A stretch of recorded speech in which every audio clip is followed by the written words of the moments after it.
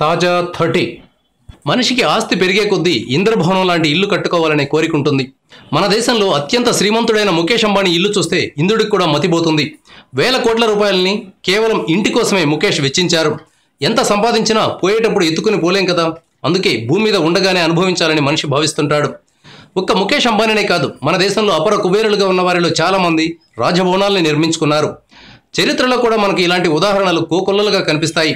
అలాంటి ఆనవాళ్లను మనం చూసి తరిస్తుంటాం కూడా. గోల్కొండ కోట దగ్గర నుంచి ఎన్నో కోటలను చూడడానికి ప్రత్యేకంగా టూర్లు వేసుకుని మరీ వెళ్తుంటాం. నివాసం ఉండే ప్రాంతానికి ఇంత ప్రాధాన్యం ఉంది కాబట్టే జగన్, కేసీఆర్, చంద్రబాబులు ప్రత్యేకంగా ఇల్లు కట్టుకున్నారు. కేసీఆర్ భారీ మొత్తంలో ప్రజాధనాన్ని వెచ్చించి క్యాంప్ ఆఫీసును కట్టుకున్నారు. ఎవరెన్ని విమర్శలు చేసినా కేసీఆర్ ఖాతరు చేయలేదు. ఆంధ్ర సీఎంలు కట్టించిన క్యాంప్ ఆఫీసులో నేను ఉండనురా భయ్ అని ఆయన తేల్చి చెప్పారు. కేసీఆర్ కంటే ముందు జగన్ ఇంద్రభవనం కాదు కదా, దాన్ని బాబు లాంటి దాన్ని నిర్మించుకున్నారు. జగన్ ఇంటి గురించి వర్ణించాలంటే మాటలు చాలు, అంత భారీ స్థాయిలో కట్టుకున్నారు. అయితే ఆయన ఇంటి లోపలి దృశ్యాలు ఇప్పటిదాకా బయటకు రాలేదు.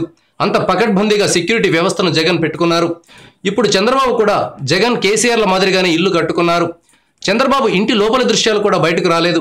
కేసీఆర్ కట్టింది పబ్లిక్ ప్రాపర్టీ కాబట్టి జనానికి చూపించారు.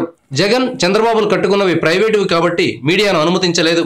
అయితే ఇక్కడ పాయింట్ ఏంటంటే జగన్ ఇంటితో పోలిస్తే చంద్రబాబు ఇల్లు ఒక మూలకు కూడా చాలదు. ఒక బుడ్డ ఇల్లులా కనిపిస్తుంది.